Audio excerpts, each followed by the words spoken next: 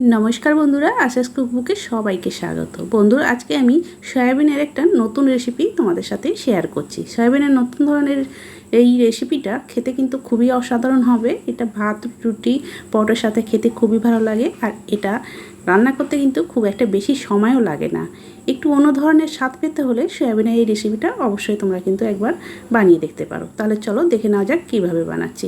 এখানে আমি 200 গ্রাম সয়াবিন আগে গরম জলে ভিজিয়ে রেখেছিলাম, যেটা একবারে একটু ঠান্ডা হয়ে গেছে। তখন আমি সয়াবিনগুলোকে চিপে চিপে ভালো করে জল বের করে একটা অন্য বাটিতে নিয়ে নিলাম।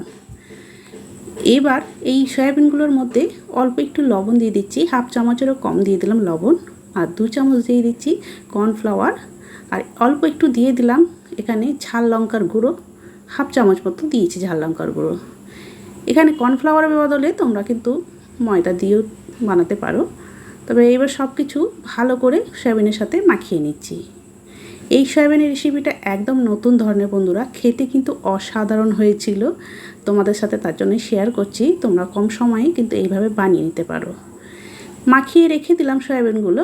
এবার একটা ছোট মিক্সিং জার নিয়েছি, দেখো তার মধ্যে দিয়ে দিলাম 1 চামচ পোস্ত আর 8 থেকে 10টা কাজু নিয়েছি। এবার প্রথমে শুকনো অবস্থায় ভালো করে গুঁড়ো করে নিলাম। এরকম একটু আগে পাউডারের মতো গুঁড়ো করে নেবে, তাহলে কিন্তু পোস্তগুলো খুব সহজেই গুঁড়ো হয়ে যাবে। এবার অল্প জল দিয়ে এবার এটাকে একেবারে ভালো করে পেস্ট তৈরি করে নিলাম। দেখো এইভাবে কিন্তু পেস্টটা তৈরি করবে, তাহলে খুব সুন্দর পেস্ট তৈরি হয়ে যাবে। এটা তৈরি হয়ে গেল, এবার রান্নায় চলে যাচ্ছি। গ্যাস ধরে একটা দেখো কড়াই বসিয়ে দিয়েছি, কিছুটা সর্ষে তেল দিয়ে দিলাম। তেলটা অবশ্যই একটু বেশি লাগবে। এবার তেলটা ভালো করে আগে গরম করে নিচ্ছি, হাই হিটেই রেখেছি। হাই হিটে রেখেই তেলটাকে ভালো করে আগে গরম করে নিচ্ছি। তেলটা দেখো এবার গরম হয়ে এসেছে। এবার সয়াবিনগুলো তেলের মধ্যে দিয়ে দিলাম, দিয়ে নাড়াচাড়া করে ভালো করে ভেজে নেব। হাই হিটেই কিন্তু ভাজতে হবে এই সয়াবিনগুলো। যদি কম হিটে ভাজো তাহলে কিন্তু সয়াবিনগুলো কড়াইয়ে লেগে যাবে, ভাজা ঠিক মতো হবে না। হাই হিটেই কিন্তু ভাজতে হবে। হাই হিটে ভাজলেও ওই সাইডে দেখো একটু করে লেগে যাচ্ছে, এগুলো খুন্তি দিয়ে সাথে সাথে তুলে দেবে, নাহলে পুড়ে কালো হয়ে যাবে। তো এই হাই হিটেই নাড়াচাড়া করে সয়াবিনগুলো একটু লাল করে ভেজে নিচ্ছি। আর এইভাবে সয়াবিন রান্না করলে টেস্টও কিন্তু খুব ভালো হবে।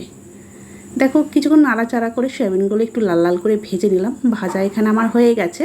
এবার এটাকে আমি আলাদা পাত্রে ঢেলে রাখছি। ঢেলে রেখে দিয়েছি, দিয়ে আবারও কড়াইটা বসিয়ে দিলাম। দিয়ে আবারও অল্প 2 চামচ মতো সর্ষের তেল দিয়ে দিলাম। এই তেলটাও আগে ভালো করে গরম করে নিচ্ছি। তেলটা এবার যেই গরম হয়ে এসেছে, এবার ওর মধ্যে আমি দিয়ে দেবো গোটা গরম মশলা, একটা এলাচ, একটা লবঙ্গ আর একটু দারচিনি নিয়েছি। আর 1 চামচ দিয়ে দিলাম আদা বাটা।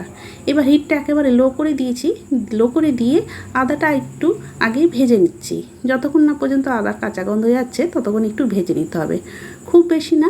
কয়েক সেকেন্ড এইভাবে নাড়াচাড়া করলে কিন্তু আদা খুব তাড়াতাড়ি ভাজা হয়ে যায়। দেখো আদা কিন্তু ভাজা হয়ে গেছে। এবার পেস্ট করে রাখা মশলাটা দিয়ে দিলাম, যেটা কাজু আর পোস্ত পেস্ট করলাম সেটা দিয়ে দিলাম। আর এখানে 2 চামচ টক দই আগেই ফেটিয়ে রেখেছিলাম, সেই টক দইটাও দিয়ে দিলাম। দিয়ে এবার নাড়াচাড়া করে নিচ্ছি। সাথে সাথে নাড়াচাড়া করতে হবে, নাহলে কিন্তু তলায় লেগে যাবে। যেহেতু কাজু বাদাম দেওয়া আছে, আবার দইও দেওয়া আছে, তাই লো হিটেই নাড়াচাড়া করতে হবে সাথে সাথে, নাহলে দইটা কিন্তু ফেটে যাওয়ার চান্স থাকে। অল্প একটু দিয়ে দিলাম কাশ্মীরি লঙ্কার গুঁড়ো। আর এখানে কিন্তু বন্ধুরা এই সয়াবিনের রান্নাটাই আমি কোনো হলুদ ব্যবহার করব না, আর কোনো মশলা ব্যবহার করব না। এই মশলাতে কিন্তু আজকে সয়াবিনটা রান্না হয়ে যাবে। তাই একটু সময় নিই, দেখো নাড়াচাড়া করে ভালো করে কষিয়ে নিচ্ছি। আর এই কষাতে কষাতেই দেখো খুব তাড়াতাড়ি কিন্তু তেল ছেড়ে দিচ্ছে। এই মশলাটাই কিন্তু খুব তাড়াতাড়ি তেল এরকম ছেড়ে দেবে। দেখতেই পাচ্ছ তেল খুব সুন্দর বেরিয়ে এসেছে। মানে এখানে আমার এই মশলাটা কষানো হয়ে গেছে। এবার ওর মধ্যে আমি ক্যাপসিকাম দিয়ে দিয়েছি। একটা ক্যাপসিকাম একটু বড় বড় সাইজ করে কেটেছি। ক্যাপসিকামটা দিয়ে আবারও একটু নাড়াচাড়া করে নিচ্ছি। আর এটা কিন্তু লো হিটেই করতে হবে, নাহলে কিন্তু তলায় পুড়ে যাবে। যেহেতু কাজু বাদামের পেস্ট আছে, আবার পোস্ত আছে, তাই লো হিটেই নাড়াচাড়া করে নিলাম। এবার ওই মিক্সিং জারটা ধুয়েই জল দিয়ে দিলাম, অল্প একটু জল দিয়ে ভালো করে আগে একটু নাড়াচাড়া করে নিচ্ছি, যাতে কড়াইয়ে যেগুলো মশলাগুলো লেগে আছে সেগুলো একদম এই জলের সাথে ভালো করে মিশে যায়।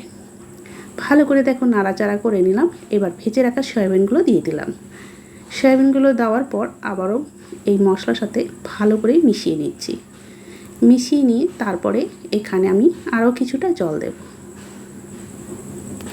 আরও কিছুটা জল দিয়ে দিলাম। দেখতে পাচ্ছ কতটা জল দিয়েছি। এর থেকে আর বেশি জল দেবো না, কেন এই রান্নাটা ঝোল ঝোল হবে না, একটু গ্রেভি টাইপের হবে।